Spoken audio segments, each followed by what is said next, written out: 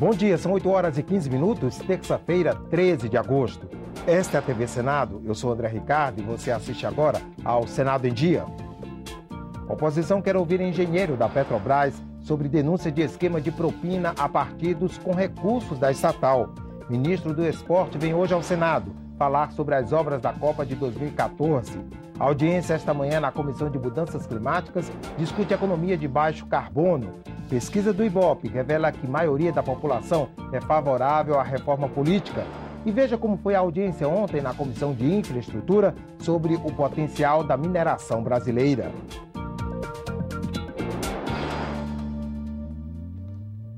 Senadores do PSDB protocolaram um requerimento na Comissão de Meio Ambiente, Fiscalização e Controle para convocar o engenheiro da Petrobras e ex-diretor da BR Distribuidora, João Augusto Rezende Henriques. Em reportagem da revista Época deste fim de semana, ele denunciou um suposto esquema de pagamento de propina a partidos políticos com recursos de operações internacionais da estatal. Mas depois, João Augusto teria recuado nas declarações.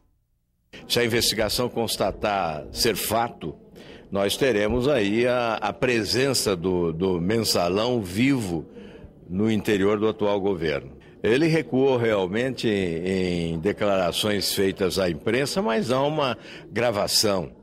A revista Época informa que há uma gravação. Então não há como recuar. É preciso que ele venha e esclareça as denúncias que apresentou com detalhes. O que o pseudo-denunciante disse é que ele não deu as declarações que foram publicadas. Ou seja, isso por si só já demonstra, não é, que não há uma denúncia. Se tivermos qualquer comprovação, qualquer prova real, concreta, ninguém aqui tem medo de investigação. Pelo contrário, aqui é um processo democrático. Agora, há seguramente uma maioria com maturidade suficiente para não entrar no jogo, não é, da investigação apenas para criar fato político. O presidente Renan Calheiros disse ontem que o Senado só vai se pronunciar sobre a condenação do senador Ivo Cassol pelo Supremo Tribunal Federal quando não houver mais possibilidade de recurso. Cassol, do PP de Rondônia, pretende questionar a decisão do Supremo de tê-lo condenado por problemas ligados a licitações no período de 1998 a 2002, quando foi prefeito de Rolim de Moura. De acordo com a assessoria do senador, ele discorda do resultado e vai recorrer. No julgamento, quinta-feira passada, o STF reconheceu que cabe ao Congresso deliberar sobre a perda de mandato de senador ou deputado condenado pela Corte. Confira agora a agenda das comissões do Senado para amanhã desta terça-feira. Um dos itens na pauta da Comissão de Ciência e Tecnologia é o projeto que simplifica o acesso ao patrimônio genético no país. Pelo texto, quando as atividades de desenvolvimento tecnológico ou de bioprospecção gerarem um novo produto, deverá ser assinado um contrato de utilização do patrimônio genético e de repartição de benefícios.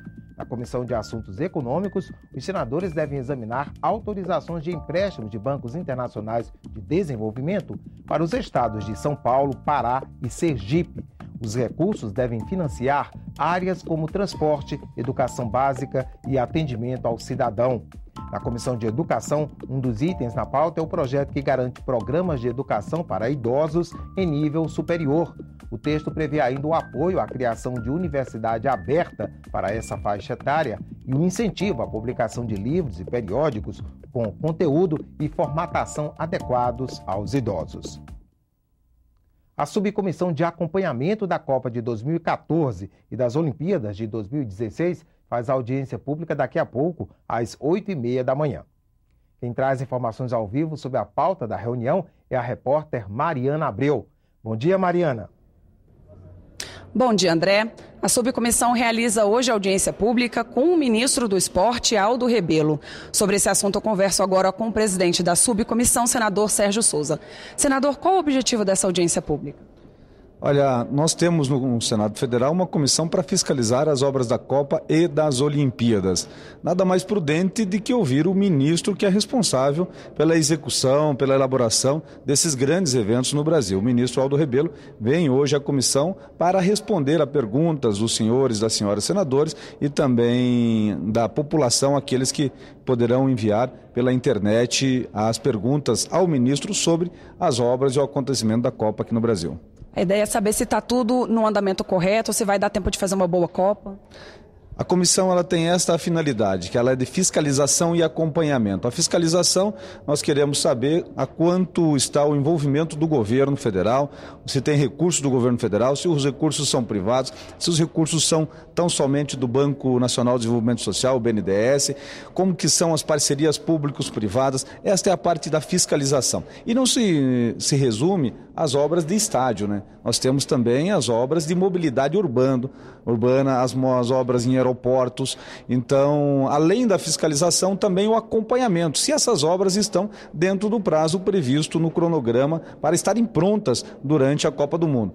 A obras de estádios não temos dúvidas, né? Quase todos eles já estão prontos, tivemos aí a Copa das Confederações nesse sentido, mas e as obras de mobilidade urbana? Ao que parece, muitas delas não vão nem conseguir sair do papel até lá. Com relação à Copa das Confederações, sobre a qual o senhor falou, foi uma boa experiência? Dá para dizer que a gente está pronto para a Copa do Mundo? A Copa das Confederações ela é um verdadeiro teste, né? Um teste para ver se as cidades estão na sua mobilidade urbana preparada para receber grandes números de pessoas e se os estádios estão aptos a receber esses jogos. Foi um sucesso, né? Foi a maior média de público de todos os tempos, além das manifestações que se comunavam no mesmo momento, né, da realização da Copa das Confederações e também haviam as manifestações no Brasil. Isso mostrou que o Brasil deu conta de fazer e a contento, foi um sucesso, ainda mais tendo o Brasil como vencedor. Obrigada pela entrevista, senador. Voltamos ao estúdio. Obrigado, Mariana.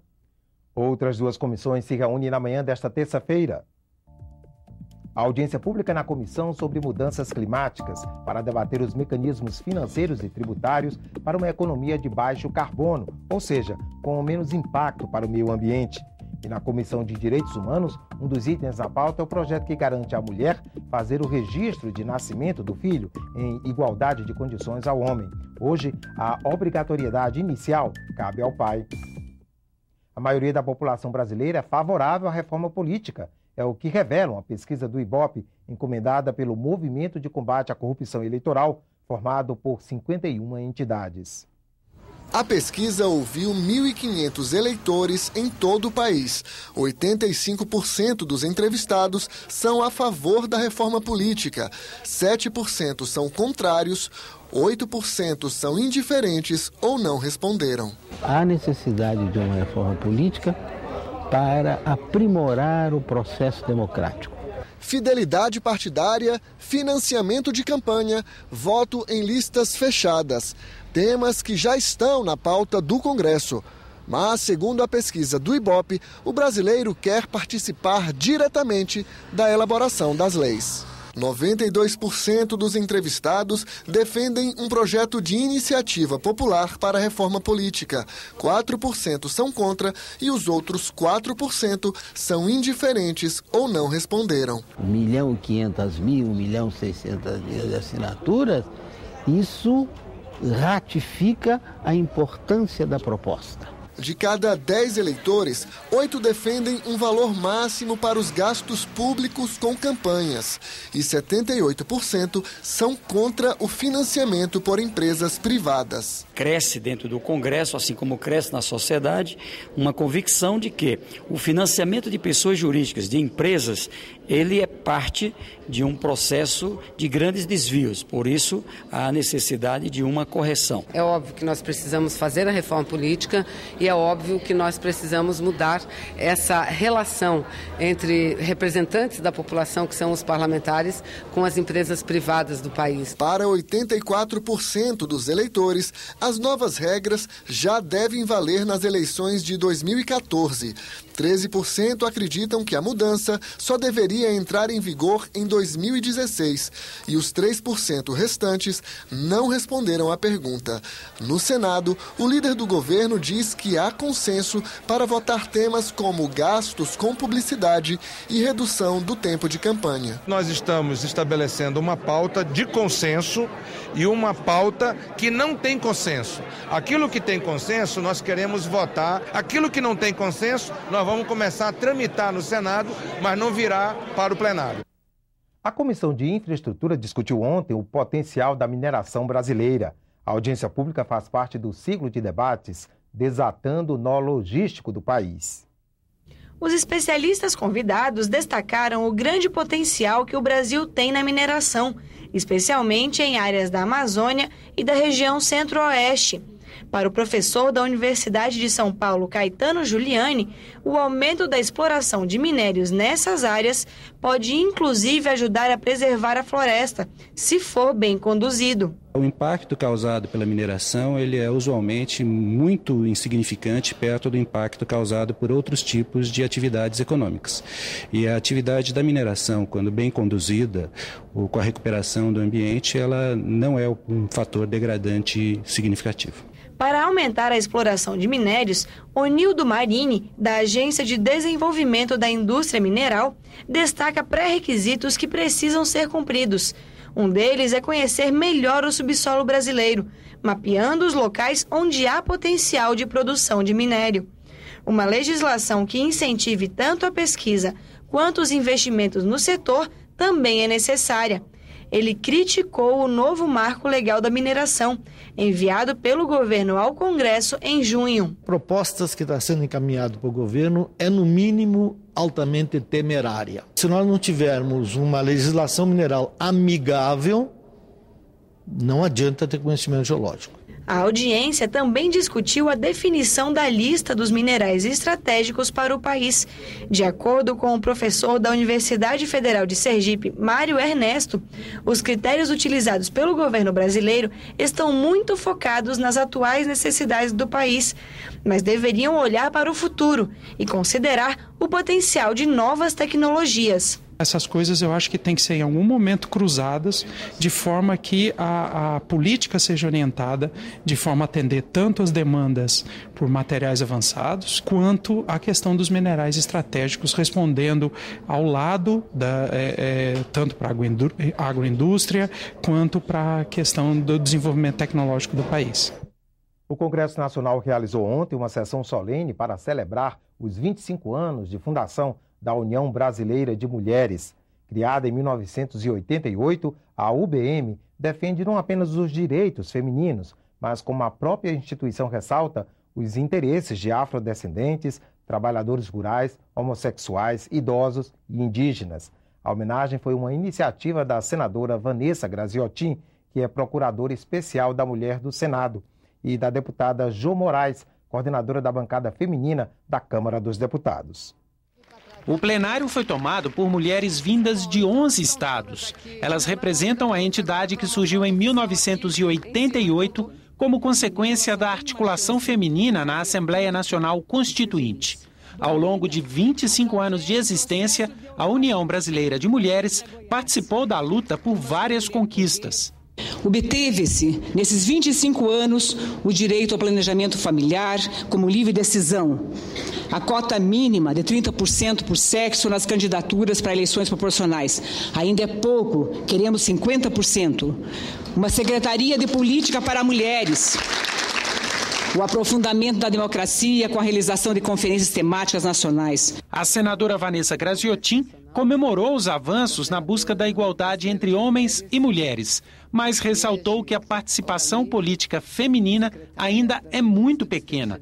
No Senado, apenas 10% dos parlamentares são mulheres. Na Câmara, menos de 9% são deputadas. Uma das menores representações do continente. Ter 8%, 9% em média de presença das mulheres no parlamento, nos parlamentos, não é normal, não é natural. Num país que mais de 50% dos eleitores são mulheres. O presidente do Senado, Renan Calheiros, lembrou que o parlamento tem aprovado leis que respondem à luta por igualdade. Ele citou como exemplos a obrigatoriedade do atendimento pelo SUS das vítimas de violência sexual e a consolidação dos direitos trabalhistas para as empregadas domésticas. Devemos sempre discutir a participação da mulher em todos os aspectos da nossa vida. Temos que avançar, propor medidas até que não existam mais diferenças, até que todos sejamos de fato iguais, sem distinções. O Senado em Dia termina aqui. No decorrer da manhã, você acompanha outras informações nos boletins do Senado agora. Enquanto isso, continue assistindo a nossa programação.